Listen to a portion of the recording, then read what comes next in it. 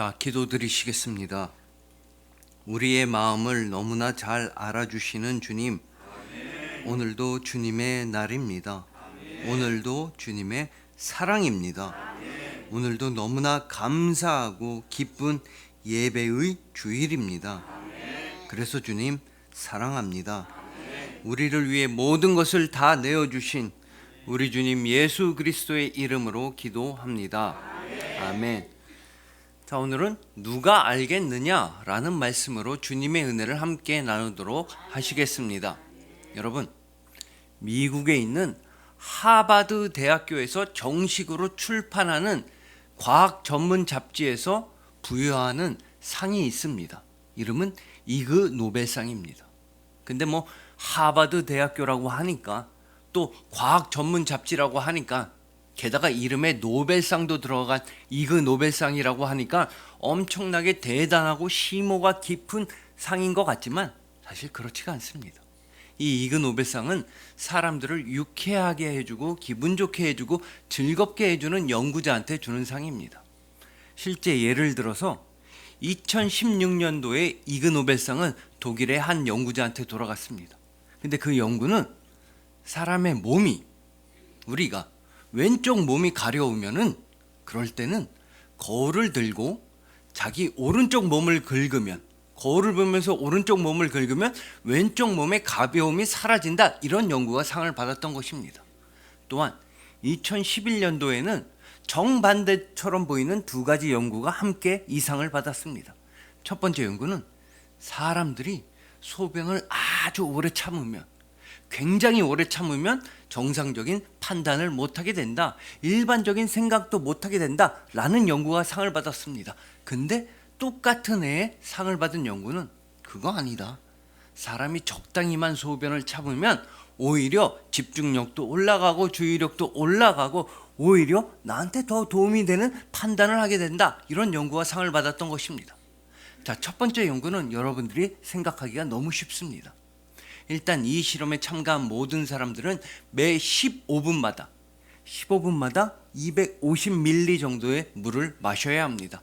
종이컵 한 컵보다 조금 더 많은 양의 물을 마셔야 하는데, 이게 15분, 30분, 1시간, 2시간, 3시간 되다 보면 엄청나게 물을 많이 먹게 되고 엄청나게 소변을 오래 참아야 되고 엄청나게 힘들어지게 되는 겁니다. 그때 그런 사람들한테 간단한 질문을 해도 제대로 대답을 못했다는 겁니다. 예를 들어 덧셈을 해봐라, 뺄셈을 해봐라, 구구단을 물어봐도 제대로 된 대답을 못했다는 겁니다. 왜 아니겠습니까? 우리도 너무나 급하다 보면 고속도로 휴게소에 가서 이게 남자 화장실인지 여자 화장실인지 구별을 못할 때가 우리도 있는 것입니다. 두 번째 실험은 좀 다른 방식으로 진행이 됐습니다. 사람들한테 점차적으로 물을 마시게 합니다. 그런 다음에 사람들한테 이런 질문을 하는 겁니다. 만약에 당신이 지금 당장 2만 원을 받으시겠습니까? 아니면 한 달 뒤에 4만 원을 받으시겠습니까? 라는 질문을 던지는 겁니다. 여러분, 한 달 뒤에 4만 원을 받는 게 훨씬 더 현명한 대답입니다. 한 달만 참았다가 2배의 돈을 받는 게 훨씬 더 유익한 대답인 것입니다. 그래서 조사를 해봤더니 대략 700ml 정도의 물을 마신 사람들이 대부분은 거의 다 한 달 뒤에 4만 원을 받겠다고 대답했다는 것입니다. 즉, 적당한 양의 물을 마시고 적당한 양의 소변을 참은 사람들이 오히려 올바른 선택을 했다라는 뜻입니다.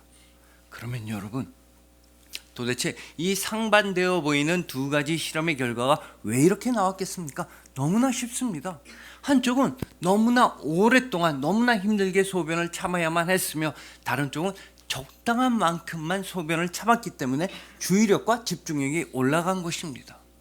자, 그렇다면 우리 그리스도인들은 과연 어떻게 해야 하겠습니까? 우리는 물을 많이 마시던 간에 적게 마시던 간에 소변을 오래 참든가 간에 아니면 적당히 참든가 간에 우리는 단 하나의 목표만을 향해 집중하고 주의력을 높여야 합니다. 우리의 유일한 표대는 바로 예수 그리스도 한 분이신 것입니다. 그래서 우리는 오직 예수님을 위해서 모든 것을 헌신해야 하며 모든 것을 봉사해야 하며 모든 삶을 다 올려드려야 하는 것입니다. 그리고 오늘 본문에서도 처음에는 우리처럼 빗나간 길로 어긋난 길로 나갔었지만 나중에는 온전한 믿음의 길로 들어서서 온전한 승리를 거둔 두 명의 성도가 등장하니 바로 모르드게와 에스더입니다. 그리고 저는 여러분들이야말로 이 시대와 이 세상의 모르드게와 에스더가 되셔서 오직 이 땅에 하나님의 뜻만이 아름답게 펼쳐지게 되기를, 오직 이 땅에 하나님 나라가 편만하게 승리하게 되시리라 저는 여러분들을 믿고 있습니다. 그래서 오늘 본문 말씀을 통해서 오직 주님의 이름만 자랑하시고 오직 주님의 복음만 증거하시고 오직 주님의 사랑으로만 살아가시는 여러분들을 주님의 이름으로 축복합니다. 오직 예수님께서 세상 끝날까지 사랑하시고 세상 끝까지 자랑하시는 여러분들을 주님의 이름으로 축복하는 것입니다. 자, 오늘 본문 말씀은 에스더서인데 여러분들이 너무나 잘 아시는 그대로 이 에스더서에서는 하나님의 이름은 직접적으로 등장하지 않고 있습니다. 마치 저 멀고 먼 바사, 즉 페르시아로 끌려가고 붙잡혀 가서 하나님을 향한 신앙과 하나님의 이름이 봉인당하고 금지당했던 이스라엘 백성들의 처지를 대변하고 있는 것입니다. 그래서 신학자 매튜 헨리는 이런 말씀까지 하셨습니다. 에스더서에서는 분명히 하나님의 이름은 직접적으로 등장하지 않는다. 하지만 에스더서에서는 하나님의 손길만큼은 확실하게 등장하고 있다. 그 모든 위기와 고난 가운데서도 당신의 백성들을 지켜주시고 보호하여 주시는 하나님의 손길은 확실하게 에스더서에 드러난다는 것입니다. 또한 신학자들은 이 모르드게와 에스더에 대해서 새로운 사실도 우리에게 알려주고 있습니다. 우리는 보통 이 두 사람이라고 하면 처음부터 믿음이 엄청나게 좋았구나, 자기 민족을 살리기 위해서면 자신들의 죽음까지 감수하는 사람들이었구나, 처음부터 끝까지 온통 온전한 믿음의 사람이었구나 라는 생각을 하게 됩니다. 하지만 그렇지 않다는 것입니다.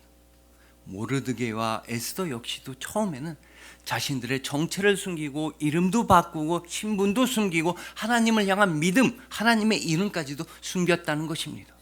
자, 오늘 본문 13절은 이렇게 시작하고 있습니다. 모르드게가 그를 시켜 에스더에게 회답하되 너는 왕궁에 있으니 모든 유다인 중에 홀로 목숨을 건지리라 생각하지 말라. 여러분 잘 보십시오.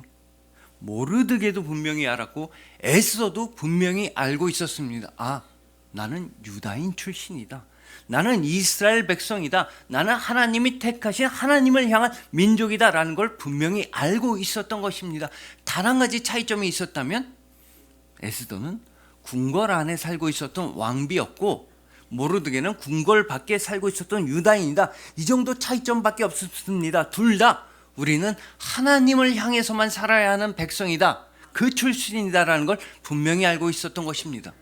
하지만 여러분, 그럼에도 불구하고 이 모르드게라고 하는 사람의 이름은 전혀 하나님의 백성답지 않았으며 이스라엘답지 않았으며 하나님의 민족답지 않았다는 것입니다. 우리가 에스더서 2장 5절을 보면 모르드게는 분명히 베냐민 지파 출신이었습니다. 그랬는데도 모르드게는 이스라엘 방식의 이름을 사용하지 않았던 것입니다. 여러분, 모르드게라고 하는 이 이름은 바벨론 지역에 있는 최고의 우상신이라고 하는 마르둑에서 가져온 이름입니다. 마르둑에서 모르드게가 나온 것입니다. 즉 모르드게는 그냥 이스라엘 백성처럼 히브리 민족처럼 엘리야나 여호수아나 베냐민 이런 이름을 사용하지 않았다라는 것입니다. 모르드게는 바벨론의 최고 우상신인 마르둑에서 이름을 가져올 만큼 그만큼 멀고 먼 페르시아에서 잘 정착하고 잘 살고 싶었던 사람입니다. 그렇다면 과연 모르드게 혼자서만 이렇게 자신의 이름과 정체와 출신을 숨겼겠습니까? 에스더서 2장 10절을 보시면 모르드게는 에스더한테 이런 명령을 내렸습니다. 에스더가 자기의 민족과 종족을 말하지 아니하니 이는 모르드게가 명령하여 말하지 말라 하였습니다. 여러분, 모르드게는 에스더한테 출신과 종족과 민족을 밝히지 말라고 명령까지 했습니다. 간청이나 부탁을 한 게 아니라 명령까지 했습니다. 물론 궁궐에 들어간 에스더가 포로 출신이라는 게 밝혀지면, 멸망당한 이스라엘 민족 출신이라는 게 밝혀지면 에스더가 힘들고 아프고 목숨을 잃을까 봐 그런 걱정되는 마음은 우리도 충분히 이해합니다. 하지만 문제는 그 과정에서 에스더는 하나님의 이름과 하나님을 향한 신앙까지도 숨겨야 했다는 게 가장 큰 문제인 것입니다. 여러분, 에스더한테는 원래 다른 이름이 있었습니다. 우리가 에스더서 2장 5절을 보면 에스더는 원래 하다사라고 하는 아주 예쁜 이름이 있었습니다. 이 이름은 히브리식 이름이며 히브리어로 뜻은 화석류 나무입니다. 즉 하다사는 초막절에 사용되는 5가지 귀한 나무 중에 하나였으며, 이 화석류 나무는 감람나무와 더불어서 이스라엘 민족의 번영과 평화를 상징하는 중요한 나무였던 것입니다. 그러나 모르드게는 하다사라는 이름을 버리게 하고 에스더라는 이름을 새로 지어주었습니다. 페르시아식으로, 페르시아 언어로 뜻이 별이라는 이름을 새로 지어줬던 것입니다. 이처럼 모르드게와 에스더는 둘 다 원래 자신의 신분도 숨기고 민족도 숨기고 신앙도 숨기고 하나님의 이름도 숨기고 살아야만 했던 것입니다. 그렇다고 해서 우리는 이 모르드게를, 에스더를 무작정 비난하고 정죄할 수가 없습니다. 왜냐하면 우리도 연약하고 부족하기 때문입니다. 우리도 때로는 100%의 충성을 못할 때가 있으며, 우리도 때로는 100%의 헌신을 못할 때가 있으며, 우리도 때로는 100%로 서로를 사랑하지 않을 때가 있는 것입니다. 우리는 연약하고 부족하기에 다른 사람들을 정죄할 수가 없습니다. 대신에 우리는 오직 우리 주님만 의지할 뿐입니다. 여러분, 우리가 승리하는 게 아니라 주님이 승리하십니다. 여러분, 별거는 아니고 제가 중학교에 다닐 때 학교를 대표하는 응원단에 뽑힌 적이 있습니다. 물론 제가 하고 싶다고 자원한 게 아니라 그 응원단을 담당하신 선생님께서 여러 명 골라가지고 응원단 하라고 시키셨습니다. 저는 춤이나 노래 전혀 소질이 없기 때문에 그때도 맡았던 역할은 깃돌이였습니다. 깃돌이가 뭐냐면 깃발을 휘두르고 돌린다고 해서 깃돌이만 맡았습니다. 춤이 안 되니까 할 수 있는 게 그거밖에 없었습니다. 그래도 응원단이 새로 창설되었으니까 전부 다 단체로 응원 단복을 맞추러 갔습니다. 근데 뭐 그때 돈이 어디 있겠으며, 그래서 부모님들한테 각자 10,000원씩 받아서 저희는 백화점에 갈 수도 없었으며 마트에 갈 수도 없었으며 유명 스포츠 브랜드에도 갈 수가 없었습니다. 그래서 저희가 가기로 한 것은, 지금도 그런지 모르겠는데 예전에 인천에서는 동인천에 가면 양키 시장이라고 엄청 유명한 시장이 있었습니다. 양키 시장, 진짜 미제 물건들도 많고 양키 물건들도 많고 각종 브랜드의 가짜 짝품들도 많고 정말 인기가 많은 시장이 있었습니다. 그 양키 시장에 가기 위해서 중학생이었던 저희가 가장 먼저 했어야만 했던 일은, 한 명은 오른쪽 바지에 한 3,000원 숨기고, 다른 한 명은 한 5,000원을 자기 바지 팬티에 숨기고, 한 2,000원은 가방에 있는 책에 숨기고 그랬습니다. 왜냐? 그때는 고등학생 깡패 형님들이 너무나 많았기 때문입니다. 아니, 그 깡패 형님들은 도대체 늘상 화가 나 있습니다. 눈만 마주쳤다 하면 따라오라고 부르더니 어려운 얘기, 복잡한 얘기 막 하다가 마지막엔 돈 달라는 겁니다. 그런 깡패 형님들이 하도 많아가지고 돈 안 뺏겨야겠다. 그래서 여기저기 분배해서 숨긴 겁니다. 빼앗기더라도 2,000원만 뺏겨야겠다. 이래서 주머니에 2,000원만 넣고 갔습니다. 하지만 우리 깡패 형님들은 모든 걸 다 알고 계셨습니다. 본인들이 무슨 산타 할아버지도 아닌데 돈 어디다 숨겼는지 다 알고 계셨습니다. 그러더니 그 단골 멘트, 유명한 말을 하는 겁니다. 저희한테. 자, 지금부터 너네 뒤져서 나오면 10원에 한 대다. 10원에 한 대? 그 순간 저는 이런 생각이 들었습니다. 10원에 한 대면 우리 응원단이 다 가지고 있는 돈이 한 8만 원이니까 8,000대를 맞아야겠는데. 근데 8,000대를 맞느니 그냥 한번 싸우는 게 낫지 않나? 8,000대 중에 한 번만 때리면 되지 않나? 이런 생각이 들었던 겁니다. 하지만 그 고등학생 깡패 형님들의 기백에 의해서 저희는 가지고 있는 돈을 모두 다 털리게 되었습니다. 숨길 수가 없었던 것입니다. 여러분, 이처럼 연약하고 부족한 우리는 가끔씩은 주님을 향한 믿음을 숨길 때가 있고, 우리 교회를 부끄러워할 때가 있고, 주님을 향한 사랑을 숨길 때가 있는 것입니다. 또한 우리는 우리 자신의 연약함과 부족함 때문에 나 자신을 세상에 드러내놓고 말하지 못할 때가 있으며, 나라는 사람을 숨길 때가 있는 것입니다.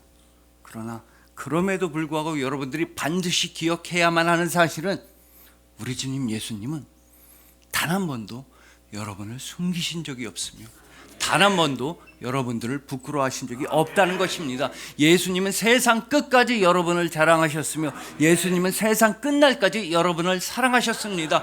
그래서 우리가 예수님을 본받아서 예수님처럼 열심히 복음을 증거하기 위해서는 우리로서는 안 되는 것입니다. 우리는 오직 하나님의 영, 성령으로 충만해야지만 열심히 복음을 위해서 살아갈 수 있는 것입니다. 그러니 부디 우리 주님 예수님만 바라보시길 소망합니다. 사람들과 세상들을 의지해서는 절대로 하나님 나라를 위해 온전히 충성할 수가 없습니다. 오직 예수님만 소망하고 예수님께 기도드리고 예수님만 의지할 때, 그때 주님께서는 직접 여러분들한테 희생의 능력도 주시고 헌신의 능력도 주시고 섬김의 능력도 주시고 나눔의 사랑도 주시는 것입니다. 예수님께서 정말로 자랑하시고 진짜로 사랑하시는 여러분들을 주님의 이름으로 축복합니다.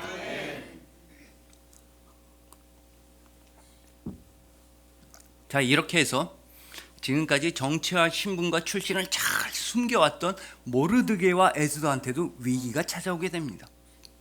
정말 교만하고 사악한 인물인 하만이라는 사람이 거의 최고의 권력자 위치까지 오르게 된 겁니다. 근데 모르드게는 그 사악한 하만한테 절을 하지 않았습니다. 그랬더니 하만이라는 사람은 엄청 화가 나가지고 모르드게의 뒷조사를 시켰습니다. 그랬더니 모르드게는 유다인 출신, 패망한 이스라엘 출신이라는 겁니다.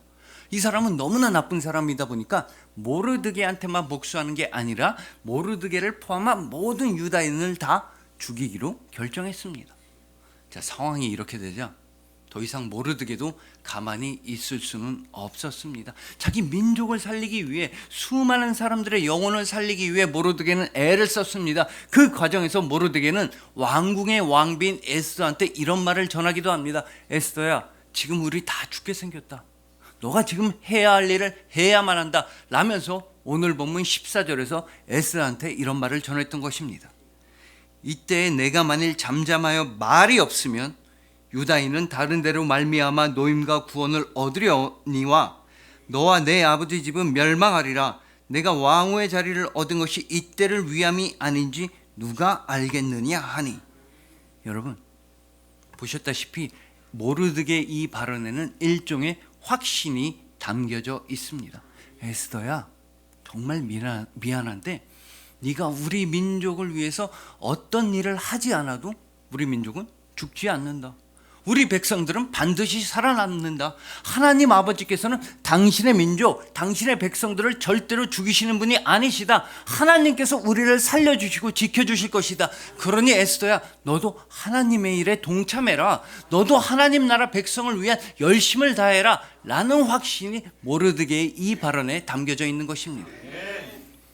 이걸 다른 말로 하자면 이제 더 이상 모르드게와 에스더도 자신들의 출신과 정체와 민족을 숨길 수가 없게 되었다라는 것입니다. 더 이상은 신분 세탁을 하고 하나님의 이름을 숨기고 하나님을 향한 믿음을 숨기고 그렇게 살아갈 수는 없게 되었다는 것입니다. 민족이 위기에 처하니까 이제는 모르드게와 에스더가 가장 앞장서서 하나님을 위해, 하나님을 향해 열심히 기도해야 했으며 하나님을 향해서 열심히 간구해야 했으며 오직 하나님만 의지하면서 자신들의 믿음을 증명해야만 하는 순간이 다가왔다는 것입니다.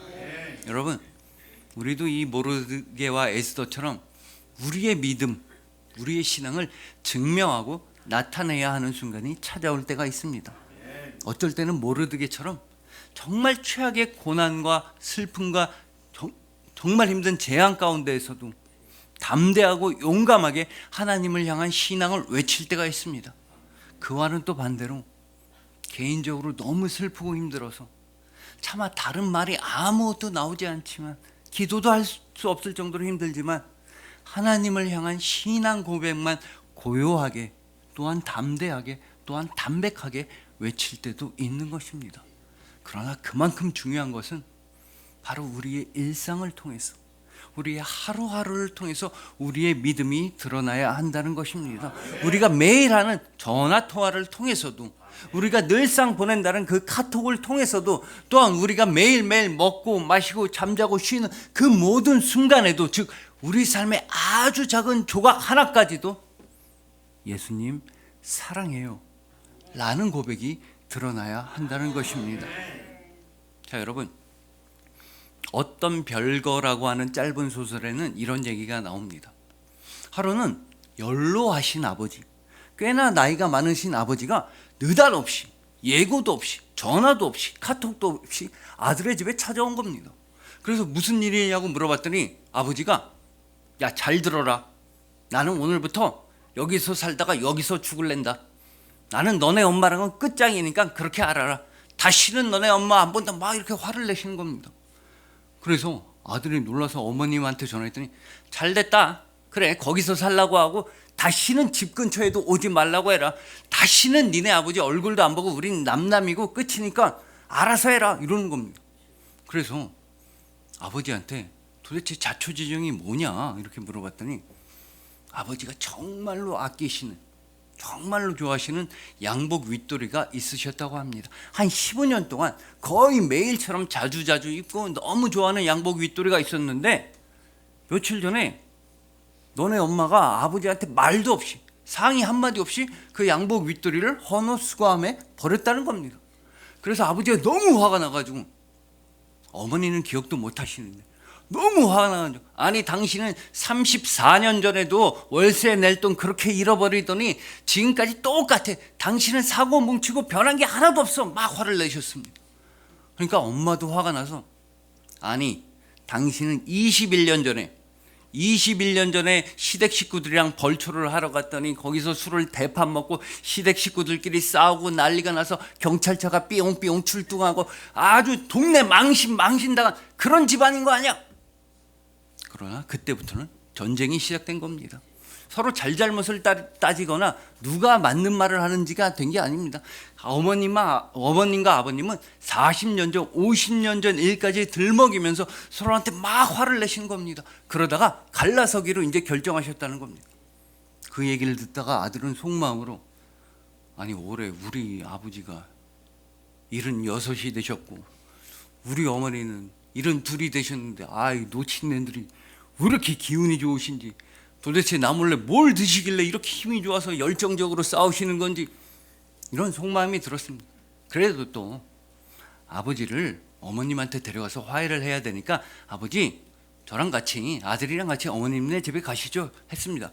그럴 때 아버지가 엄청 화를 내시는, 뭐라고? 가려면 너 나가. 그래 잘됐다. 너도 가서 오지 마라.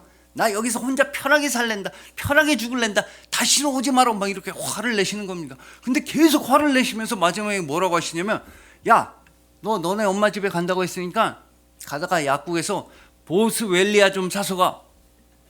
그 아들이, 보스 뭐요? 보스 모식이요? 모르겠는데요 했더니, 야, 너는 아들이, 니네 엄마 퇴행성 관절염 때문에 먹는 약 이름이 보스웰리아요. 그거를 약국에서 다 떨어졌으니까 사갖고 오라. 아들내미가, 너는 어떻게 엄마가 먹는 약도 모르면 막 화를 내시는 겁니다. 그래서 아들은 속으로, 아니 끝장이라면서 다시는 안 본다면서 무슨 보스 모시기를 사다 주라는 건지 뭔 얘기하는 건지. 그래도 아버지 말대로 약국에서 보스 모시기를 사서 엄마한테 갔습니다. 그랬더니 엄마가 너무 신나신 겁니다. 보스 모시기 때문이 아니라, 야, 니네 아빠 없으니까 세상 제일 좋다. 나는 죽어서 가는 게 천국인 줄 알았더니 여기가 천국이다.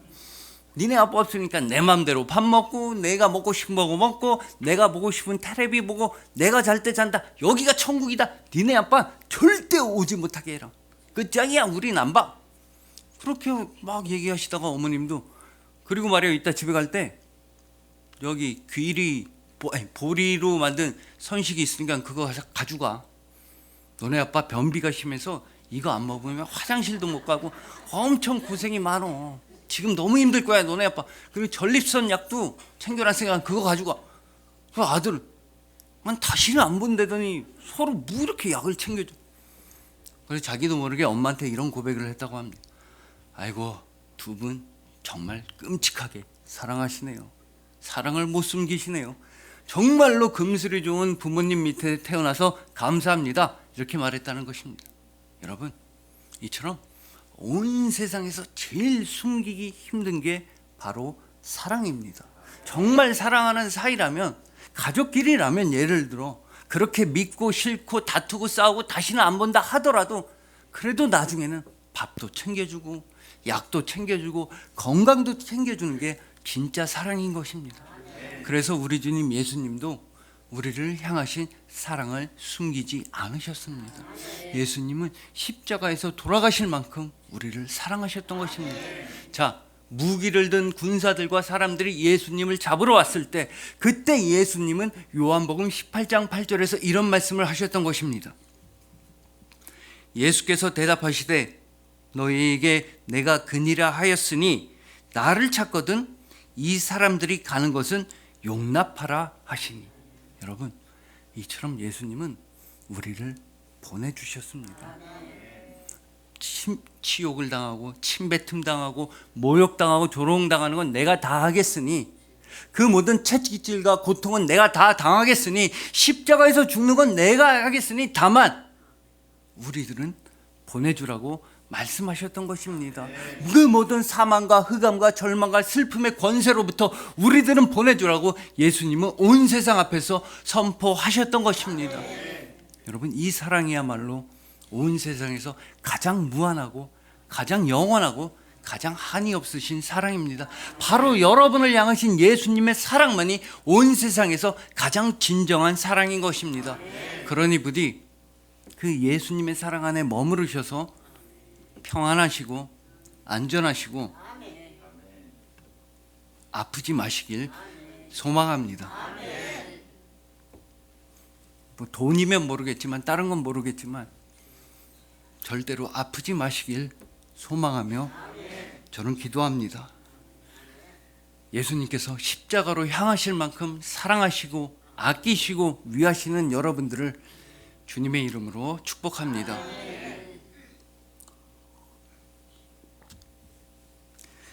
자, 이제 마지막으로 다시 한번 오늘 본문 14절의 하반절을 보시겠습니다. 내가 왕후의 자리를 얻은 것이 이때를 위함이 아닌지 누가 알겠느냐? 누가 알겠느냐? 에스더는 모르드게의 이 발언을 듣고서 엄청나게 단호한 결심을 합니다. 내가 가만히 있어서는 안 되겠다. 우리 민족을 위해서 내가 열심히 간절히 기도해야겠다. 그냥 기도 정도가 아니라 내 목숨을 걸 만큼 금식 기도를 해야겠다 라고 에스더는 결단했던 것입니다. 그 기도의 결과로 에스더와 모르드게와 모든 유다인들은 살아남게 되었습니다. 자, 근데 여러분, 정말로 중요한 사실은 우리가 구약 성경을 읽다 보면 진짜로 열심히 기도할 때, 진짜로 간절하게 기도할 때, 진심된 회개 기도를 할 때, 무엇보다 금식 기도를 할 때 이런 표현이 자주자주 등장한다는 것입니다. 바로 누가 알겠느냐? 누가 알겠느냐입니다. 예를 들어서 물고기 뱃속에서 튀어나온 선지자 요나가 니느웨 성에 가서 하나님의 말씀을 선포했습니다. 그러자 니느웨의 왕은 우리 모두가 함께 열심히 회개 기도해야 한다. 우리 모두가 다 금식 기도를 해야 한다고 명령을 내렸습니다. 근데 단순히 사람들만 금식하는 게 아니라 짐승들까지도, 동물까지도 금식 기도를 해야 한다면서 니느웨 왕은 이런 명령을 내렸습니다. 요나서 3장 9절입니다. 하나님이 뜻을 돌이키시고 그 진노를 그치사 우리가 멸망하지 않게 하시리라. 그렇지 않을 줄을 누가 알겠느냐? 누가 알겠느냐 한지라. 또한 다윗 왕, 위대한 왕 다윗 역시도 밧세바와의 사이에서 낳은 아기가 죽어가고 아파할 때 정말 우리 아기 좀 살려달면서 눈물 흘리면서 금식 기도를 할 때의 심경을 다음과 같이 고백하고 있는 것입니다. 바로 사무엘하 12장 22절입니다. 이르되 아이가 살았을 때 내가 금식하고 운 것은 혹시 여호와께서 나를 불쌍히 여기사 아이를 살려주실는지 누가 알까? 누가 알까 생각함이거니와. 또한 선지자 요엘도 이렇게 선포한 적이 있습니다. 제발 이스라엘 백성들아, 금식하고 회개하고 하나님께 돌아가자. 그러면 하나님께서 우리를 구원해 주실지 누가 알겠느냐, 이러면서 선지자 요엘도 간절한 선포를 했던 것입니다. 요엘 2장 14절입니다. 주께서 혹시 마음과 뜻을 돌이키시고 그 뒤에 복을 내리사 너희 하나님 여호와께 소제와 전제를 드리게 하지 아니하실는지 누가 알겠느냐? 누가 알겠느냐? 여러분, 바로 이 표현, 누가 알겠느냐? 누가 알겠느냐? 이것이야말로 회개의 기도의 핵심이며 간절한 기도의 핵심이며 금식 기도의 핵심이며 주님의 구원의 손길을 기다리는 그 기도의 핵심인 것입니다. 누가 알겠느냐? 이 세상 사람 아무도 모른다. 우리가 이렇게 힘든지 아무도 모른다. 다만 하나님 한 분이 알아주신다. 하나님이 아신다라는 당당한 신앙 고백의 표현이며 동시에 내 마음 진짜 너무나 힘든데, 나 너무나 슬프고 나 너무나 아프고 나한테 정말 큰 문제가 있는데 내 마음 누가 알아주겠느냐, 내 슬픔 누가 알아주겠냐라는 절절한 절규의 고백인 것입니다. 그리고 여러분들의 그 절절한 고백, 여러분들의 기도, 여러분들의 마음은 우리 주님 예수님께서 알아주십니다. 예수님은 세상 그 누구보다도 여러분들의 아픔을 잘 아셨으며 여러분들의 슬픔을 잘 아셨으며 여러분들의 죽음과 현실까지 다 아셨습니다. 그래서 예수님은 다른 게 아니라 여러분들 아프지 말라고 예수님이 대신해서 아프셨으며 여러분들 절대 죽지 말라고 예수님이 대신해서 십자가에서 죽으셨으며 여러분들은 살아남으라고, 여러분들은 생명 얻으라고 예수님은 죽음에서 부활하셨던 것입니다. 그 누가 알겠느냐? 내 마음 누가 알겠느냐? 내 슬픔 누가 알겠느냐? 예수님이 여러분의 마음을 알고 계십니다. 예수님은 여러분을 정말로 사랑하십니다. 그러니 부디 그 예수님의 사랑 안에서 평안과 진리와 생명만 누리시길 소망하는 것입니다. 예수님은 그 마음을 다하셔서 그 몸을 다하셔서 여러분들을 너무나 사랑하시는 것입니다. 그리하여 오직 예수님만 자랑하시고 예수님만 사랑하시는 여러분들, 하루하루의 일상을 통해서 매일매일의 여러분들의 믿음이 증명되시고 증거되시는 여러분들, 예수님께서 그 마음 다 알아주시고 그 슬픔 다 헤아려 주시고 그 아픔 직접 친히 고쳐주시고 예수님께서 참으로 사랑하시는 여러분들을 진심으로 사랑하고 축복합니다. 기도드리시겠습니다. 우리의 마음을 너무나 잘 알아주시는 주님, 주님께서는 단 한 번도 우리를 떠나지 않으셨습니다. 주님께서는 단 1초도 우리를 바라보지 않으신 적이 없으십니다. 주님은 우리의 아픔과 슬픔과 절망 너무나 잘 아셨습니다. 그래서 예수님은 십자가로 향하셨습니다. 우리를 살리시기 위해서 예수님은 십자가에서 죽임을 당하셨습니다. 이제 우리도 주님을 진짜로 사랑합니다. 이제 우리도 주님 나라를 위해 모든 삶을 헌신하고 희생합니다. 오직 예수 그리스도 우리의 표대만이 우리의 소망과 희망과 행복입니다. 주여, 이제 우리가 무엇을 바라리요? 우리의 소망은 오직 주님께 있습니다. 우리를 위해 모든 것을 다 내어주신 우리 주님 예수 그리스도의 이름으로 믿으며 감사하며 사랑하며 기도합니다. 아멘.